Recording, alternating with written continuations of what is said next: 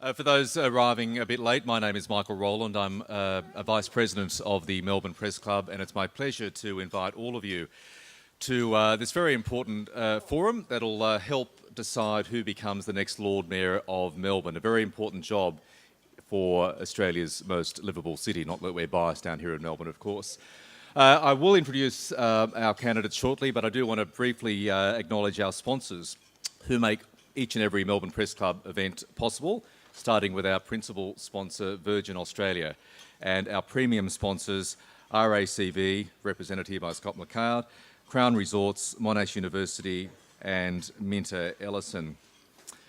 To our candidates, now I have moderated quite a few debates in my time, but this is bloody ridiculous. We've got 6 candidates here, 14 all up, which I suppose is a good thing in terms of winnowing down the field to make sure the good people of Melbourne have the best person as Lord Mayor once the election is done. I'll briefly introduce all of the candidates, and I'll be getting each candidate to give a 2-minute spiel, basically an elevator pitch as to why you should vote for them. It'll be strictly enforced. My colleague Mark Baker has a very, very loud bell. Needs to be louder than that. And there'll be a 30-second warning, which is the shut the hell up, because we're going to the next person. I'll start from my right to left. Ken Ong, a Melbourne City Councillor for 8 years until 2016. Prominent businessman. Do I read you own a brewery as well? Yes. Yes. Good. I'll vote for you. Joke. Welcome, Ken. Next to Ken is Gary Morgan, pollster, prominent businessman. How many times have you run for Lord Mayor, Gary? 3 times I've lost and the age told you. Okay. 4th time lucky, perhaps? No, Kenneth lost because his candidate failed. Okay. Next to Gary is Jennifer Yang, a former Mayor of Manningham Council. Very happy Melbourne Press Club welcome to you as well. Next to her is Sally Capp, the head of the Property Council of Victoria, and seen by many as probably the front runner in the race, although things could change in the next couple of weeks. Sally, always great to see you. Next to Sally, another Sally, Sally Warhaft, anthropologist and my sometime ABC colleague, which means I'll have to go even harder on you up here. Never on staff. Great to see you, but making a fantastic contribution to shows like John Faines in the morning. And last but not least, Rowan Lippert, a Melbourne City Councillor representing the Greens. Please make all of our candidates welcome.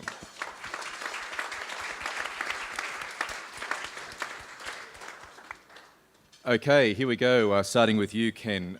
2 minutes each, explaining to the people here and through the media here to the broader Melbourne electorate why they should vote for you. Go. Thank you, Michael. It's a pleasure. Thank you for inviting me here. I'll get straight into it. We don't have a lot of time. The highest priority for me in my past as councillor and in going forward is all about people, because the city is made up of people rather than we focusing on buildings and similar other things. Therefore, we need core services that are really great. We need amenities, more amenities for the growing population. We need more infrastructure for the people who are living in the city and the visitors to the city. However, those are not just the only things that we think about. One of the key challenges of a city here is the growing population. We are growing by 6,000 to 7,000 per year. People coming in to live in the city. Not counting the people who come to work in the city, we're now nearly 1 million. So planning is a key part of what we need to do and do better. Some of our planning schemes are quite old. I think it's important that if I do come in, is to start a review and continuously make sure our planning schemes are up to date to cater for this growing city. There are many issues that we face in these cities, including homelessness. Homelessness is declared one of the key issues by many people. It's not a problem that can be easily solved. My belief is that the City of Melbourne should lead the discussion on this, including state, federal governments, their agencies, housing associations, and other associated bodies, and the public, because it's not an easy thing to solve today. We can't solve it. So my highest priority now is to make sure these are the things that happens. And I want to also acknowledge a lot of hard work's been done by councillors that are in place today in considering what the challenges we have. And one of the things, if I do come in, is to make sure I work with the council, the existing councillors and the officers to make sure we continue on the plan to make this great city even greater. How much time do I have left? 3 seconds. Okay, thank you. Thank you.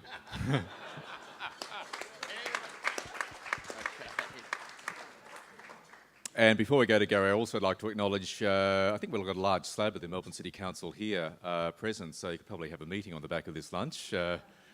Welcome to all of you too. Okay, Gary Morgan, your time starts now. Thank you for Yeah, it's on. Thank you for inviting me. My family arrived here in the 1850s, and my great-grandfather founded the Diggers Advocate and many newspapers. You've got a book on it. And he published the language of the Aborigines. There is only one issue in this election, and that's saving the Queen Victoria Market. This is a referendum. This is not an election on the Liberal or Labor or the Greens taking control of the council to use it as a mouthpiece for the next state or federal election. I'm going to save the market. You've got one opportunity to do it. What we're going to do is keep it as it is. The Opera House is an icon in Sydney. The White House is an icon in Washington. The Queen's House, Buckingham Palace, is an icon. And we have the Queen Victoria Market as our icon. Do not change it. Do not let it be destroyed. And I ask the ratepayers, I ask the people who have a vote, the residents, think of the residents. I ask the people who have lived in Melbourne all their lives, save the Victorian market. New York is trying to create markets on rooftops. We have the world's best market. Don't change it. But I'm going to make one change. And that change is, I'm going to build an underground car park. 30 seconds, Gary. I'm going to build an underground car park covered by an appropriate recreation areas. I'm going to exhume the 6,000 plus unmarked graves for DNA analysis, and I'm going to allow the descendants to decide where they go. Let us make the Queen Victoria Market Melbourne's icon. Do not vote for high-rise around it. Support me. Thank you.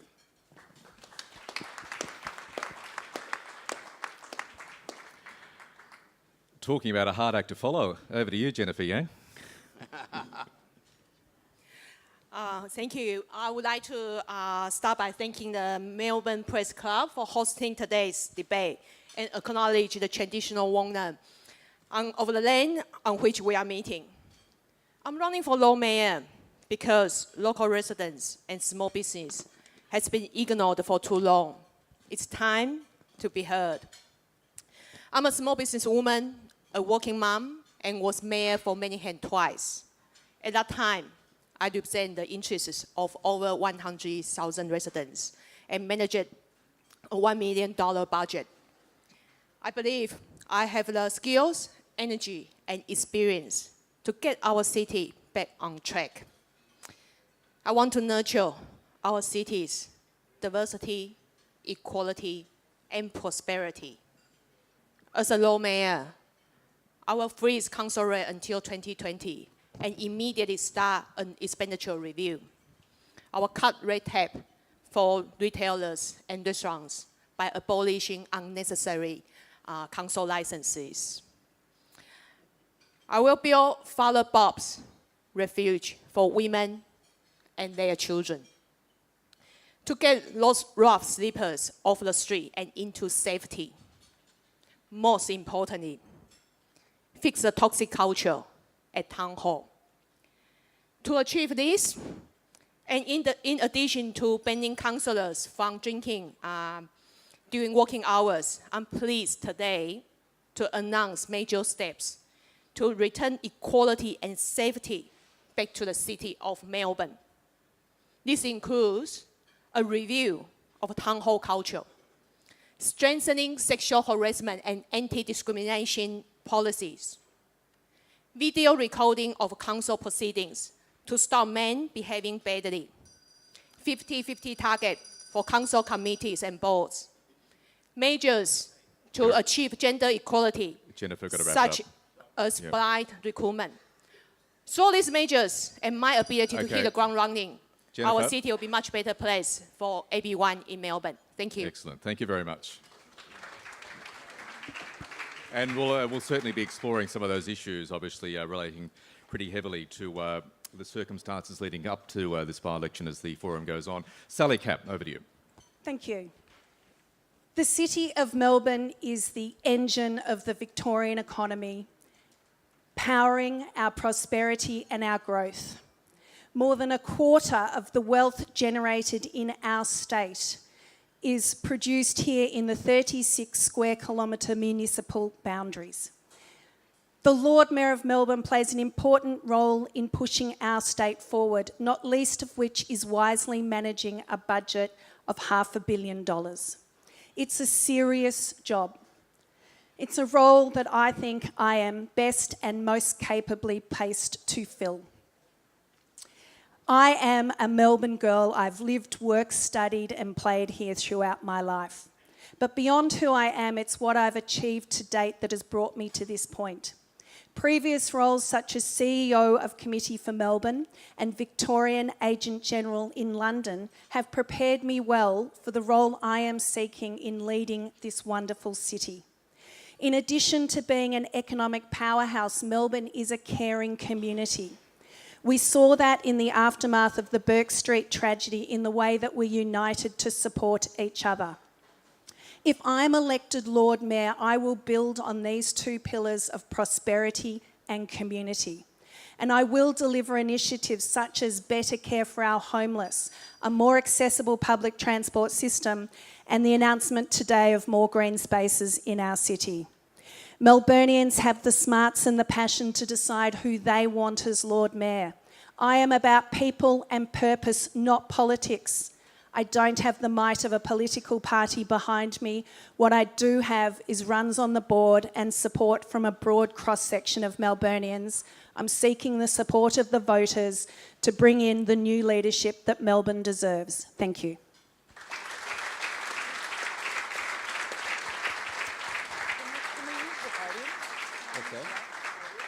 Sure.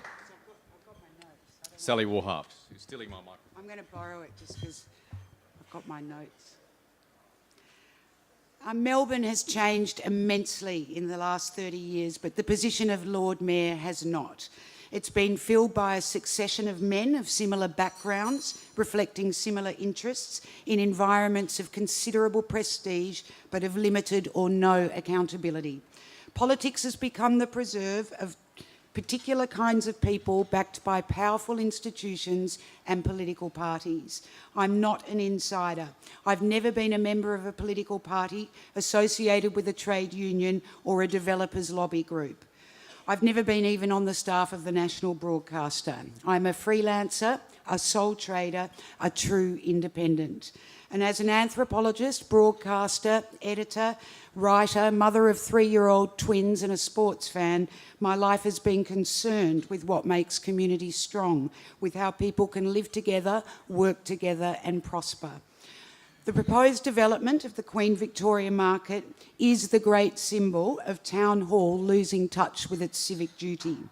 This by-election will determine its fate, and with it, the tone of development and the culture of Town Hall in all the years to come.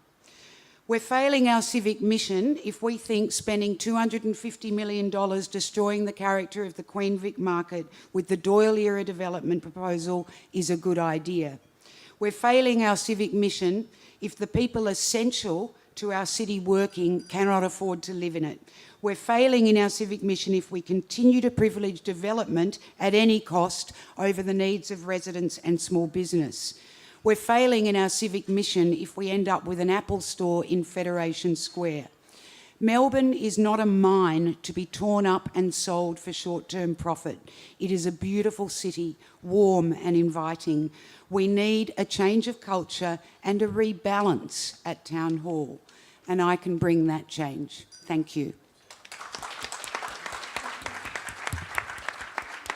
Thank you, Sally Warhaft. And last but not least, Rohan Leppert. Thanks, Michael. Good afternoon, everyone. My name is Rohan Leppert. I am your Greens candidate for Lord Mayor. I've been a Melbourne City Councillor since 2012. and have a strong track record of driving change by working collaboratively with my councillors. And I think we have to remember that a council makes decisions, not a Lord Mayor.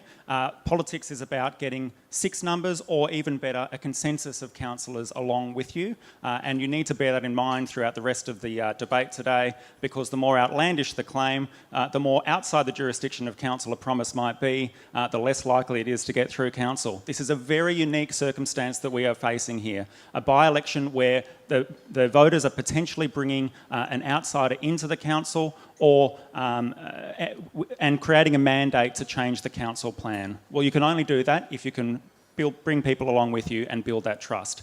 But I am running because I do want to change something big. My agenda is to change the development culture in this city.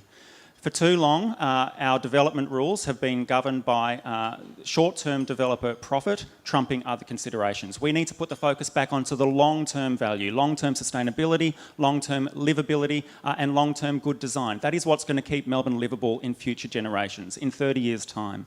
We're not livable today because of the current planning controls. We're livable because of decisions that were made decades ago. We are not going to leave that legacy in the future. Poorly drafted planning controls are leading to rampant land speculation, which is resulting in very expensive property, but too often very cheaply designed property as well. So good design saves money. Until we focus on that, build very high quality streets, and think about what tenants of buildings need to do to be energy efficient, to be cost effective into the future, and think about long-term value, we are not going to be creating a city that's sustainable and livable in the long term. That's the shift that I'd like to see. That's the shift that I'd like the council to focus on in future. I will govern in the public interest, not in vested interests, and certainly not in the interests of the biggest developers only. Thank you. Thank you, Rohan. Who is funding your individual campaigns? Individuals, our median donation at the moment is $100, and our campaign fund is currently sitting at about $41,230. How's that for live donations disclosure? Thank you. Yes, I've been funded by my parents, $1,000 each. The Friends of the Queen Victoria Market kicked in some in-kind assistance with a little mobile billboard that you might have seen trucking around the city. And I've had some very generous in-kind assistance with design and that sort of thing. It's a small campaign, but with some wonderful volunteers and help. Sally. A broad cross-section of support, many donations in the hundreds, not the thousands, and certainly not taking any donations from property developers, as I declared on day one. Yeah, thank you. So similar, from friends, families, community fund, my own network and friends, all the donations will be declared according to the law. Sometimes you're lucky in life. I don't need funding. What I do need, though, is your support. And what I will do is stop the market, and I'll fund it right through to the High Court. Campaigns funded by myself mostly. I have one friend who's donated $2,000. He's done it for every election that I've been in. He doesn't mind his name out in the public. My team of volunteers who all work full-time and help me on the evenings and on the weekends, that's how my campaigns run. And quickly, I'll start with you this time, Ken, going back this way. The Queen Victoria Market, obviously, a very key issue. We've heard Gary and Sally's view on it, but for those in favour of what the council wants to do, why do we need to change the, how should I say, unique character of the Queen Victoria Market? When I was in council, we had a strategy for Queen Victoria Market after the purchase of the Munro site. And the plan was to create an open space in the existing open car park, put all the 760 car park sites into the corner building where the Mercat Hotel is, and dig underground and put the 760 spaces there, together with a community hub and a childcare centre. Since I left, it's changed. It's 400 places in the Mercat corner. It's digging up A and B to put more of that storage and car parks underneath. I don't believe that's the right solution. Jennifer, now we'll stick to those in favour of the development here. Thank you. I believe Queen Victoria Market certainly is a very complicated issue, and the current plan in current form has failed. I've been talking to a lot of stakeholders in the past few weeks and commit to continue on. I think the most important thing, most critical thing here is how we help traders to survive, how we ensure the market's prosperity in the future, but at the same time, reserve that sort of traditional shopping atmosphere which attract a lot of people to the market. Queen Victoria Market is an icon for locals and visitors. It's absolutely essential we have a safe place and a prosperous place for our traders, a brilliant experience for everybody that comes, and I'm absolutely confident we can achieve that through investment, maintaining the character and improving the facilities. And Rohan, finally. The part of the You've had a bit renewal. of a change of heart. Did I read you're supporting the Heritage Victoria's I'm looking at opposition to the Mr. Melbourne Lucas Council? behind you. I think the title didn't quite match the story, but that's all right. The part of the renewal that I've always supported strongly is turning the existing at-grade car park into a new inner-city park for Melburnians and a growing population. Which cities across the world are delivering parks of that size? I've always been very enthusiastic about that. As far as the Heritage Victoria decision goes, that does mean that council needs to pause and think. Unless council is being seen to review all options and respecting the decision of the umpire, my fear is that council won't be able to complete renewal and keep the authority that it needs to do so and keep the faith and trust of not just traders but also the local community. We can't do nothing. The market won't be profitable into the future. My bottom line is that market must always be an affordable, fresh food market. And so some form of renewal is absolutely necessary. But right now, after the Heritage Victoria decision, we need to stop, think and look at all of our options transparently.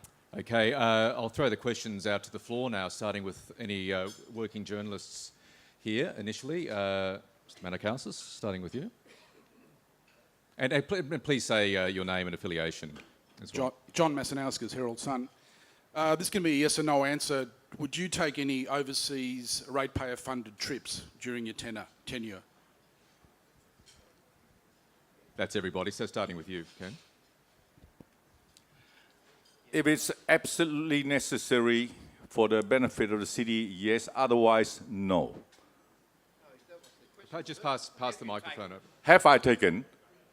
Or will you? That's Will what you it says. take? Will you? Yeah. Gary. I don't need anyone to fund my trips overseas, but I think that people should go overseas if it's going to make money for the city of Melbourne. And Melbourne is a great city. It needs to be on the par with Paris, London, New York, and the other great cities of the world. And that's what I agree that people go over there. Not necessarily me, though. People who are experts in the issues. Jennifer. The short answer is no. Where we can demonstrate value, absolutely yes. Pass the microphone up. Yeah, if it's necessary, I would. And I'm the same, I agree. Okay, other questions? We'll kick off with working journalists first, then we'll put it out to the floor. Speak now or forever hold your questions. Is there only one working journalist in the room? No, Can't be I've true. spotted several more working journalists. Otherwise, this working journalist will hog the microphone, and that's in the interest of nobody here. Just while we wait, Jennifer Yang, your promise to bring a booze ban in to Town Hall. We've heard your argument. Well, maybe we'll start with a brief argument as to why you think that's the case, but I want to ask the question to everybody in the panel, is that not just a cosmetic, a band-aid solution to, I think what many people would agree, would be some cultural issues at Town Hall, but why should booze be banned when not everybody's a problem drinker? I think obvious what happened in the past few months has caused a lot of concerns for people. And that's probably one of the key reasons why I also threw my hand up to stand for this election. This ban is for temporary measure for 2 years. The key thing is we need to demonstrate the leadership and the commitment. We are going to change the culture. There are a lot of people lost confidence to the city. And after that, what incident has happened, also a lot of people believe this is just the the tip of iceberg. There's a lot of cultural issues we need to address, and that's why I also announced some other major steps. The ban of drinking is just the start, and it's just more about a message, because everyone's talking about that. This is a very clear message. We want to show the residents we are committed to do some changes. And I hope this is a way to show we are a responsible adult, a leader, want to put our focus back to the residents. Okay, I want to hear the views of all the other candidates. Sally, starting with I'll you. respond, and with respect to Jennifer, I think it is a very superficial policy, and it's not only you're suggesting a ban of alcohol after council meetings, but at all events involving councillors. So I think councillors have as much right to have an after-work drink as any other person working in the City of Melbourne. I'll tell you what my problem is who's funding it.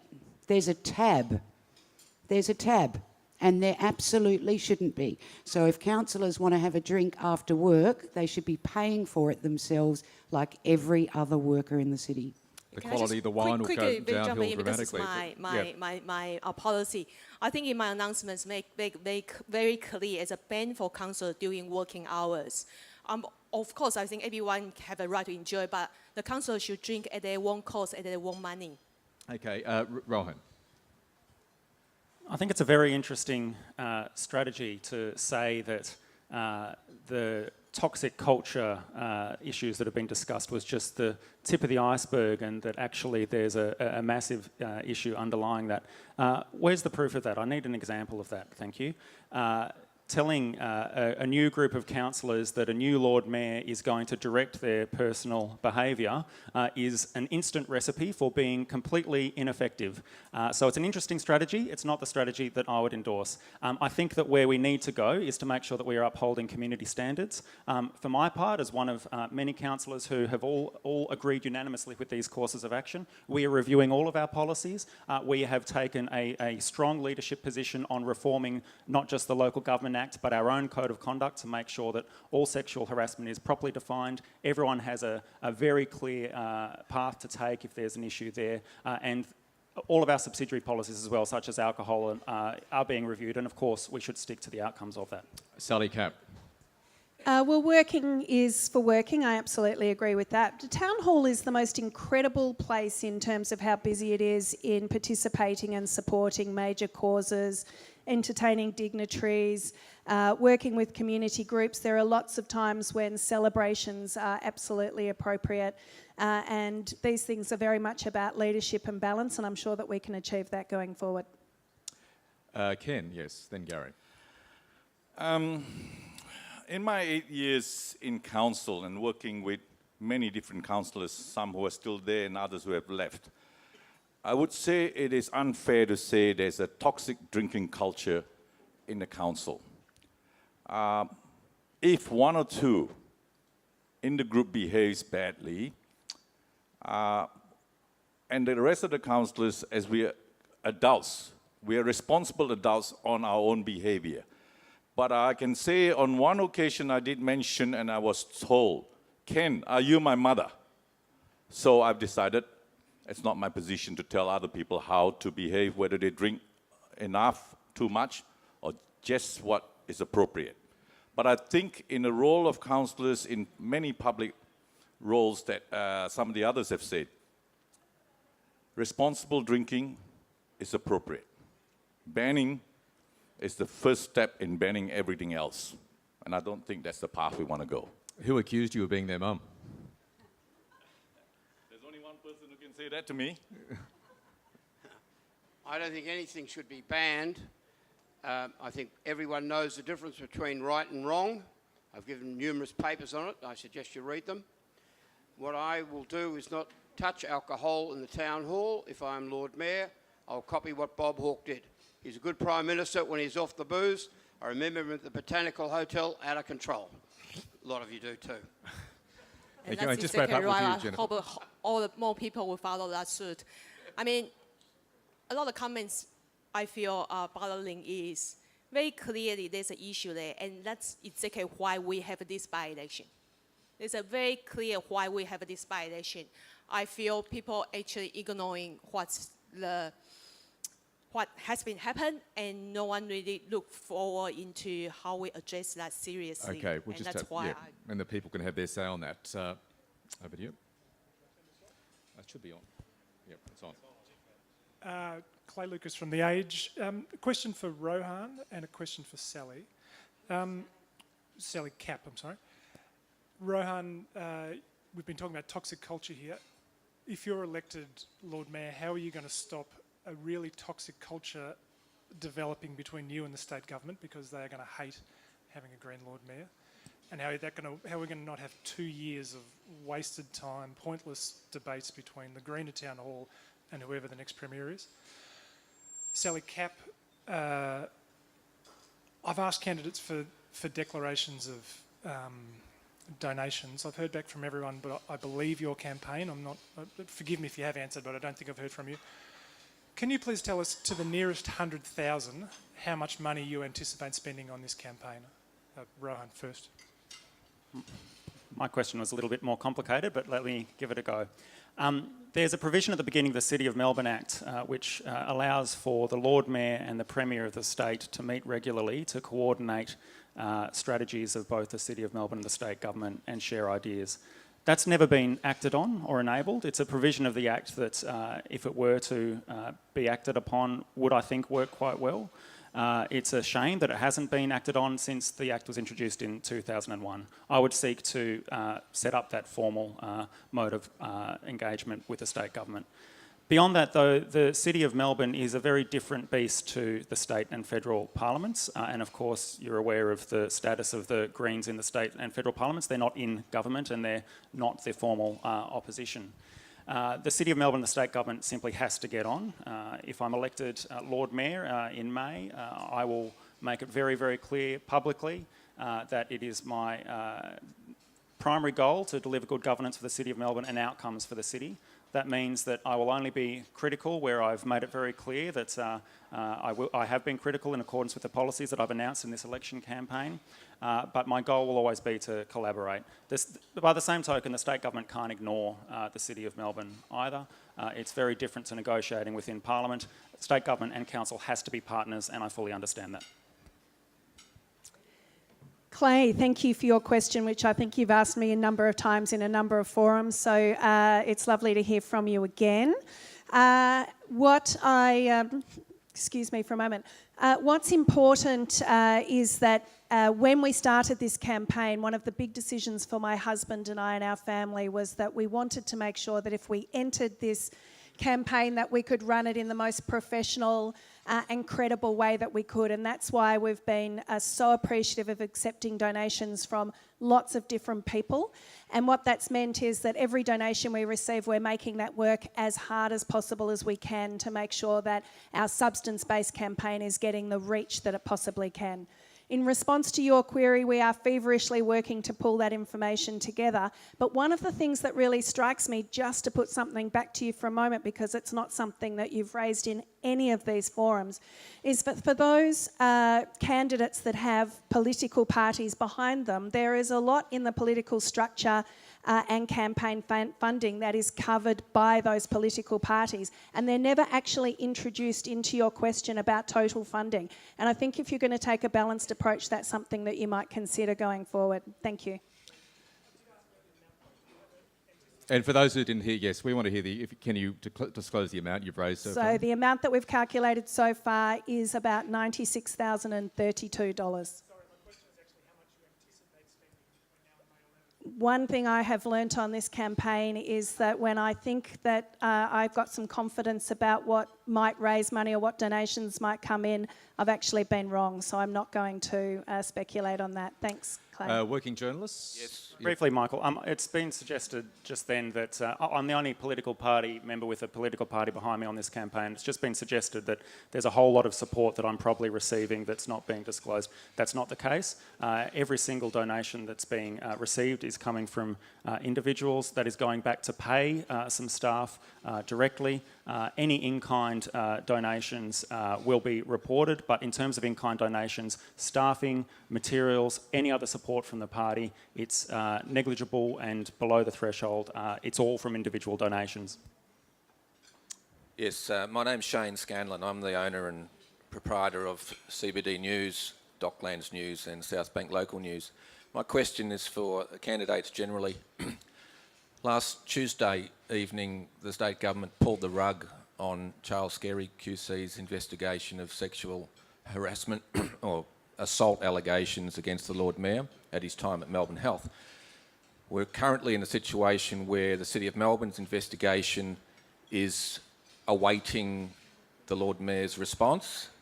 My question to the candidates is, will they rigorously pursue this matter to give some outcome to the victims?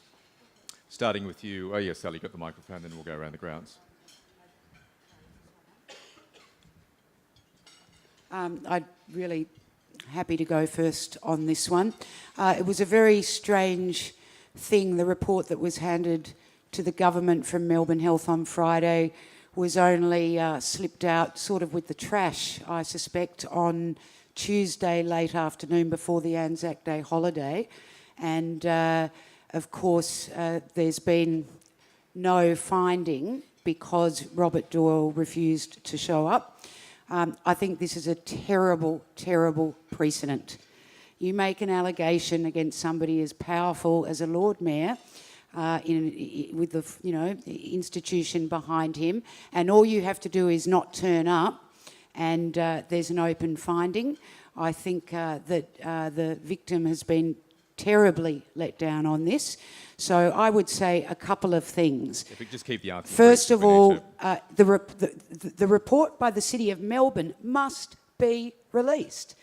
The City of Melbourne's report must be released. The reasons given for not releasing it have not been good enough, and it fits with a tone of confidentiality and secrecy that has not been substantiated, and these people deserve a lot more support than they've got. Jennifer. Yeah, I was executive member for Australian Local Government Women's Association for many years. Our goal, or my belief, is always how we help and ensure support women in local government in this area. So that's why I particularly feel very strong about what happened in past few months, and certainly what just happened is appalling. I believe we certainly need to release a full report. We need to learn from that lessons. It is not just about banning alcohol or introduce more measures. It's we need to seriously look into this issue. This is a long time issue. I understand a lot of councils are part of the established culture and they haven't really seen the importance. And I just want to reassure again, I think I would certainly persuade that. Yeah. But moving forward, we need to heal. We need to move forward. A lot of major needs to be introduced into the council. Jennifer, thank you. Ken, then Gary. First of all, I'd like to say that if I was still in council, I would be standing behind my fellow councillors who have come out and declared the issues. Because first and foremost, this is a people issue. It is not a political issue. It is about some sort of behavior that we all in our right minds would not ever accept. So that goes without saying. So that's where I would start from. What's happened since, and the reports come out in some form, I believe it should be made public. And if there's any issue about certain names, you can redact those. But the facts of what happened and the specific actions and the specific findings should be made public. Because you can always use privacy to not release things. I always believe that, yes, there are certain confidential information you have to protect, and you've got to protect certain people's rights, but you do not hide the rest of the story. Okay, thank you. Ken, Gary. I put Robert Doyle last 3 times with preferences, and not one of you in the media made a note of it or have come up to me and said I was right. I said he was not a fit and proper person to be mayor. Nothing's changed in 9 years, and every report should be released fully to the public, and it is wrong if a report is not released, and if I'm Lord Mayor, they will be released, full stop. Thank you. Sally, then Rohan. Look, a lot has been said on this. From the city's point of view, a process was run As far as I'm aware, it was a fair and open process. There were results from that investigation. They've been made available. To the extent that we need to protect the rights and the interests of all the parties involved, we need to protect their confidentiality and interests. To the extent that those are protected, I'm more than supportive of things being in the public arena, but we have had a number of processes now. It's important that as a city we start to move forward. And finally, Rohan. I'll go back to the question which was about the Melbourne Health Report, and yes, I was very surprised that the report was deemed to have concluded on the basis that it was. I think obviously there's going to be more questions asked about that, and so they should. On the other issue that's come up during the debate, we have to remember that this is a very, very serious issue and very serious allegations were made, and an investigation into the extent of those problems was commissioned. Now, participants in that investigation participated on the basis that they were doing so confidentially. Right from the outset, the way the investigation was set up was that the outcomes would be reported publicly, and they were. The Lord Mayor doesn't have unilateral power to say that he or she will release the report. That is not something that he or she can do. I think that the investigation is still ongoing, and so who knows what might happen in the future.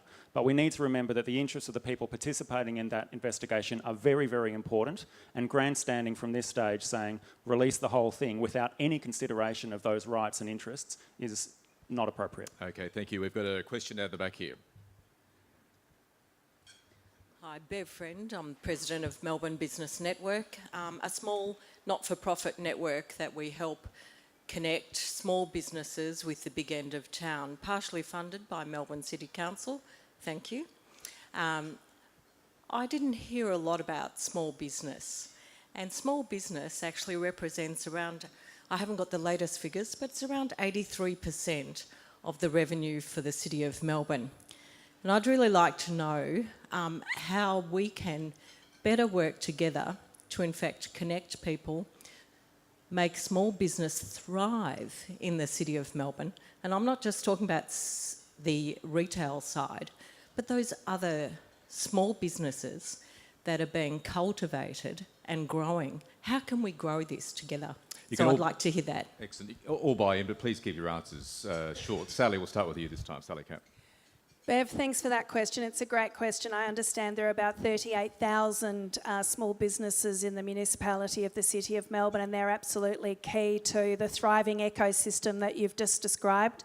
From my perspective, the roles that I've had previously have certainly can add a lot of experience into how do we advocate to and put in measures to actually support those businesses, whether that was running the corporate team, B2B at ANZ, through to advocacy through groups like Committee for Melbourne. There's no doubt that as part of maintaining a thriving ecosystem, it's got to be about how do we underscore your efforts in terms of your growth. How do we increase the number of people that come or other organisations that come to seek your services and your goods? How do we make it easy for them to do business in the City of Melbourne? How do we make sure we have that competitiveness? And from my perspective, just quickly, there are two elements there. One of it is about local engagement and how do we grow that local engagement? And the second part is how do we make sure that we're globally connected so that our local businesses can actually leverage into what are those global opportunities. I'll go to you, Rohan. Three things, I think. The first, we need to remember that the highest density of small businesses we have in the City of Melbourne at the moment is at Queen Victoria Market, and we need to make sure that their interests are respected throughout any renewal. If I'm elected Lord Mayor, I've already pledged that I'll meet with all the traders within 3 months of taking office. It's important that we get the renewal back on track and break this deadlock. Secondly, I think we can be a lot smarter about the way that we promote our grants programs to small businesses. We do have quite elaborate small business grant. Perhaps it's slightly more complicated than it needs to be, but it's not as well known with emerging businesses as it probably could be.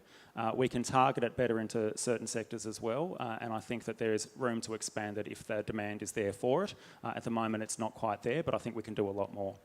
Thirdly, we lagging a little bit behind a few other cities in terms of our growth of innovative new startups. Startup growth is booming in Melbourne, but compared to other cities, that boom's, you know, perhaps not quite there compared with even Sydney. We need to really investigate new opportunities to provide open data, to provide spaces, to provide advice to businesses that are starting up quite quickly. There are lots of resources to a council and a very quickly expanding smart city office that can help us do that. And I think that that's an area that the council, whoever's going to win, is going to be looking at over the next couple of years. It's an area for a lot of low-hanging fruit. Thanks, Rohan. Jennifer, we'll go to you, then the rest of the panel. Thank you so much for this question. And I actually like the way you ask, how could we do together to help small business? So I think the first and almost is obvious, we need to have that open channel for the people who have an idea to be able to share with the people in the council and also be heard. Not just we hear the idea, but we not actually active persuade with that. And been walking around in the city in past few weeks, talking to people, especially small business people in different precincts, laneways. There are clearly many struggling business due to either high rents or I don't believe I need to go into details. A lot of good ideas also been proposed. I think they are good intention, good motivation. We want to provide a better solution or better environment for the business and small business. Melbourne is the business center of whole Victoria, and how we are attracting more investment into Melbourne rather than let them go to Sydney is also pretty important. And again, I really thank you for this question. What I'm trying to do is I want to be very open-minded, have a proper channel to put all those good ideas on board and find a way to get that happen. Okay, Thanks. Sally, then we'll go to Ken and Gary. Yeah, Sally. I think for small businesses, a bit like residents, there's a feeling that it's been out of balance compared to the big end of town. A really practical thing I'd really like to see is the reintroduction of the ward system, because when I talk to small business owners, the one thing they all have in common is saying dealing with the City of Melbourne at the moment is like one massive bureaucratic monolith.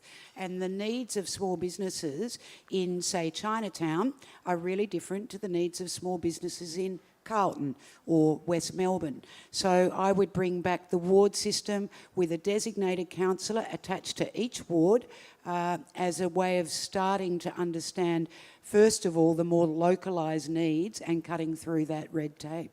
Thanks. Gary. How do you turn this on? Can you hear me? No.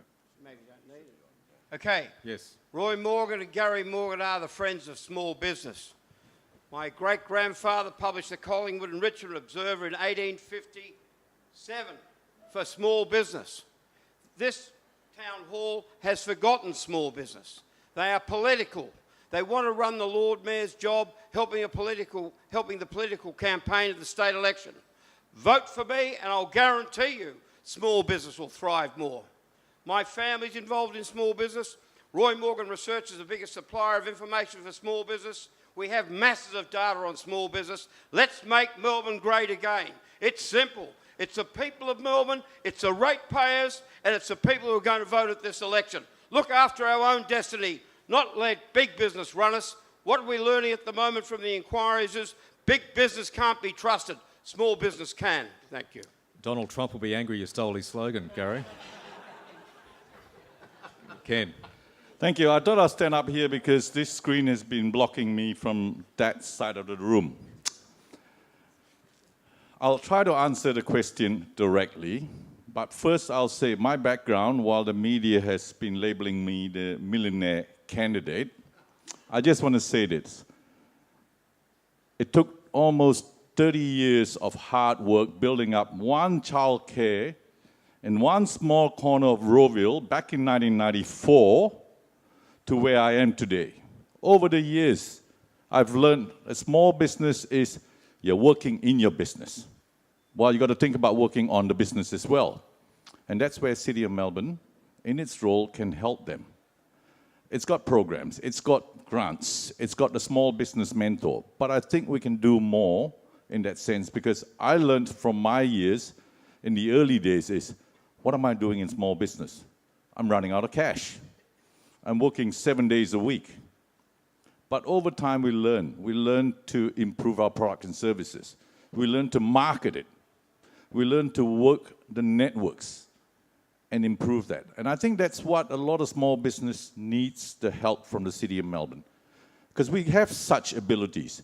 And we have the networks, like through the Melbourne Business Networks, the Yarra River Business, the North and West Melbourne Business, Carlton Precinct Business, Chinatown Business. Everyone's different, as I said.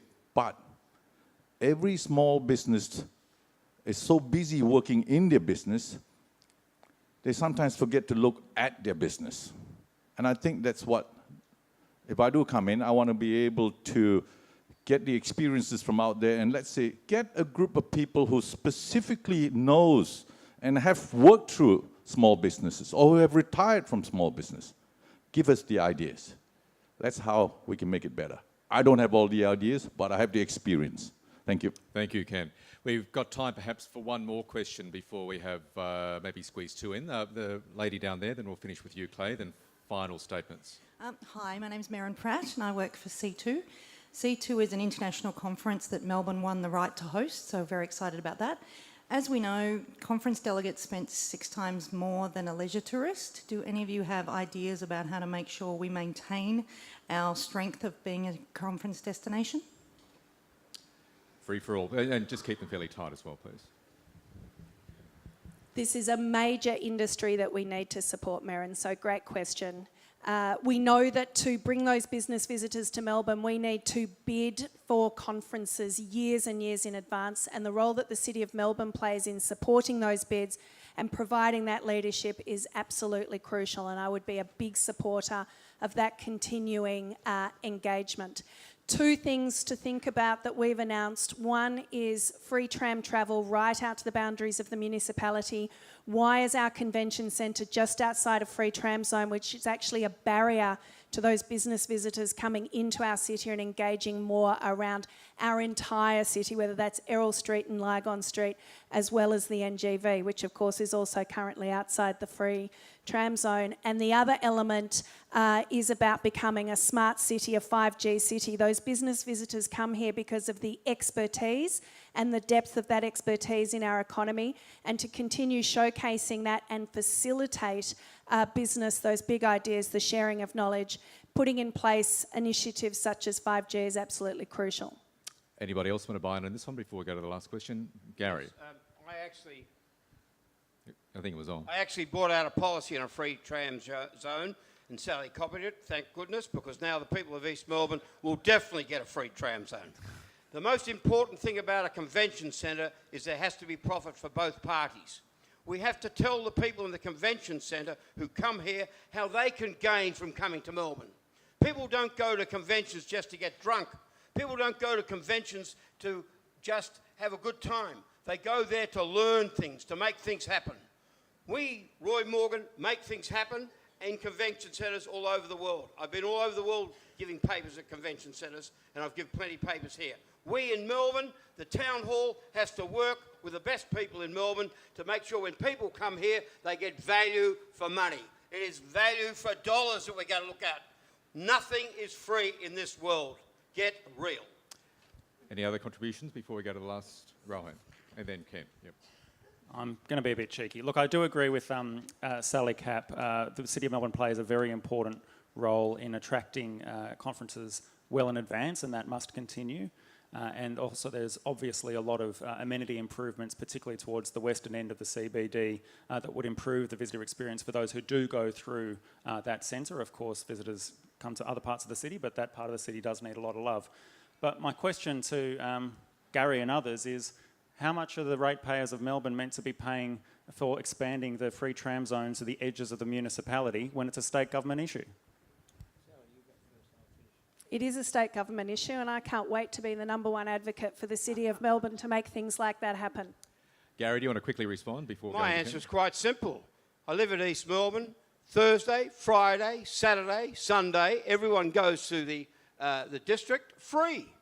Well, they don't pay, and residents of East Melbourne have to put up with it. I say, let the residents of East Melbourne at least get a free tram ride.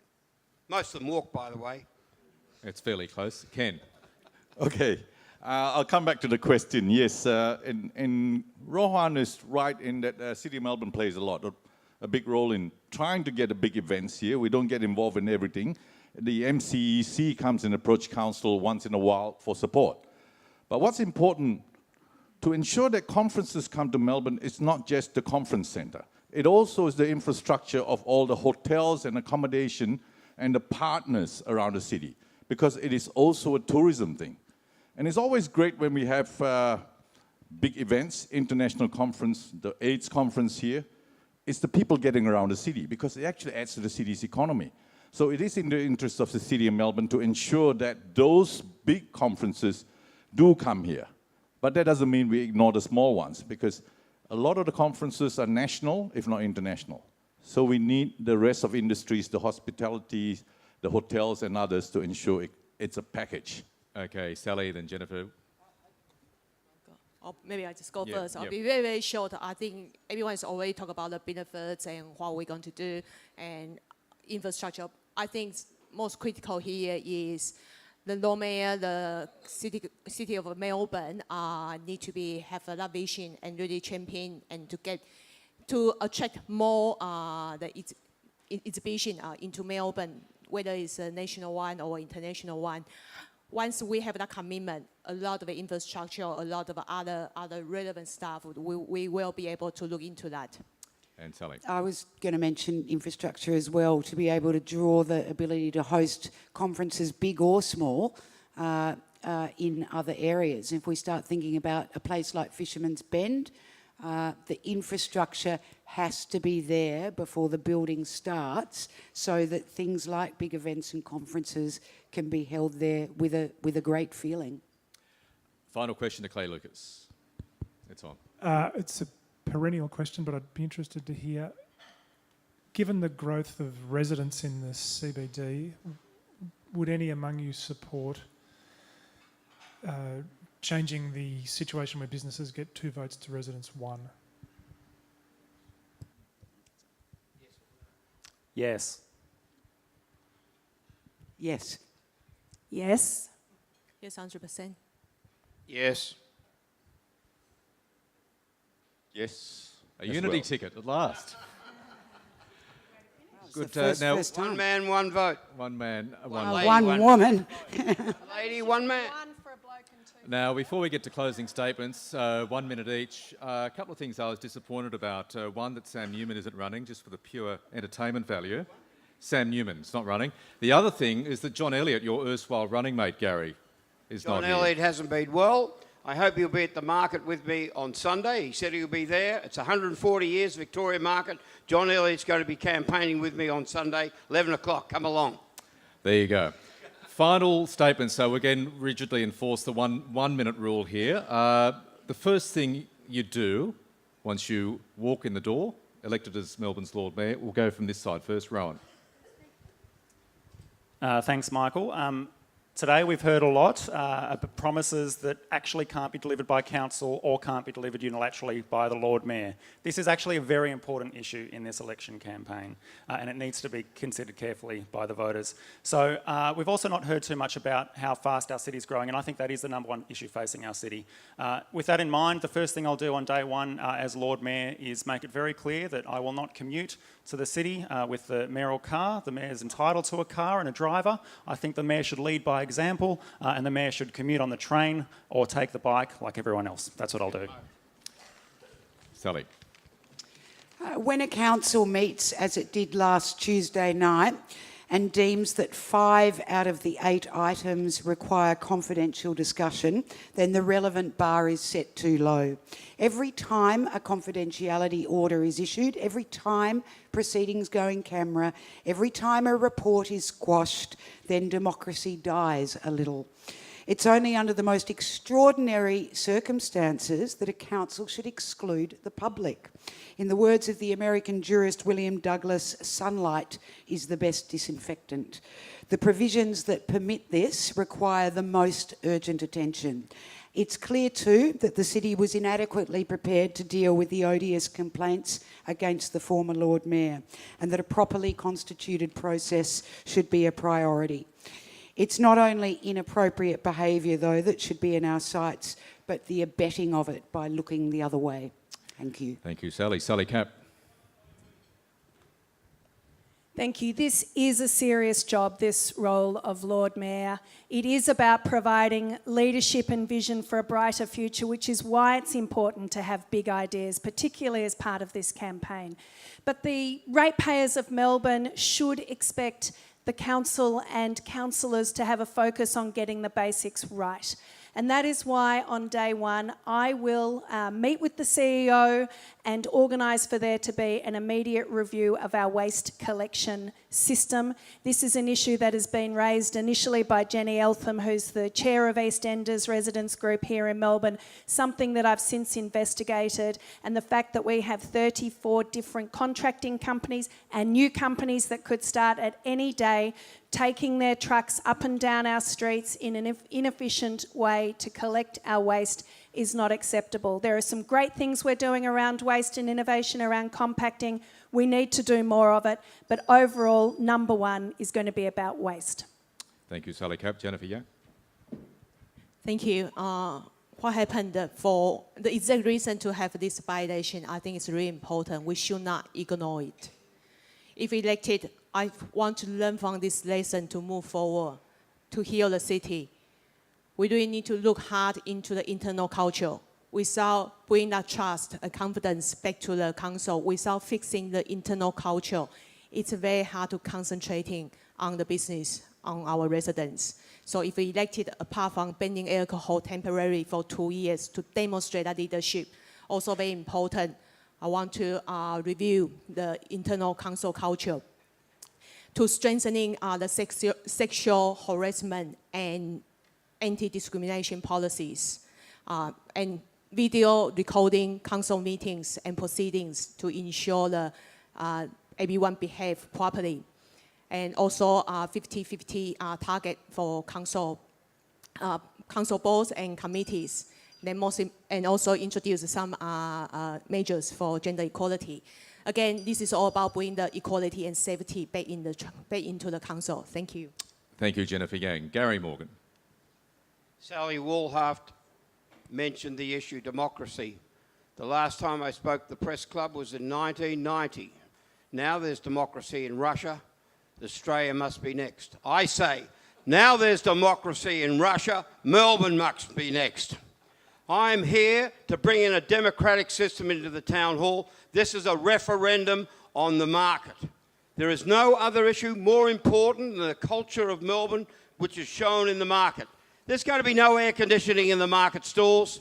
There's going to be no heating in the market stalls. There's going to be no glass market stalls. It's going to be Queen Victoria Market, which the world is envy of.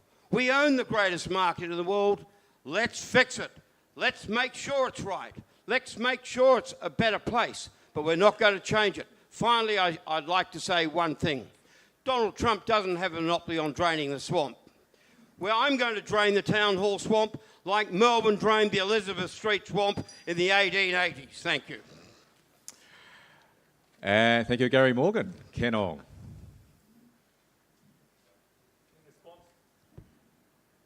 In response to the question, after 8 years of experience in council as a councillor, I can say I can hit the ground running.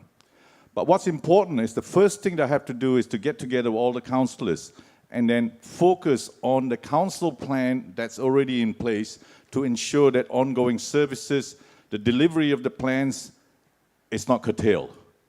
Yes, we all have great ideas. As a Lord Mayor coming in doesn't mean that my idea is better than yours.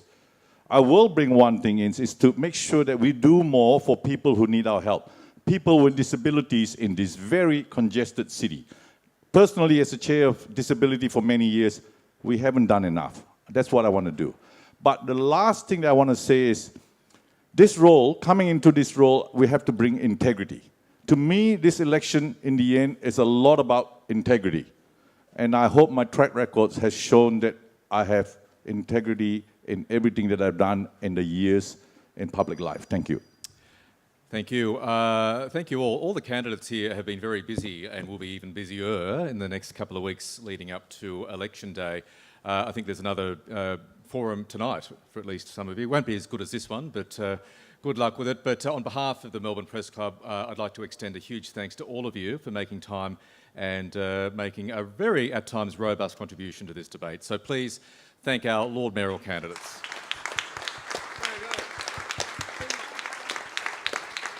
And thank you all for coming as well, for making time in your busy schedules. We shall see you at the next Melbourne Press Club function. Have a fantastic afternoon.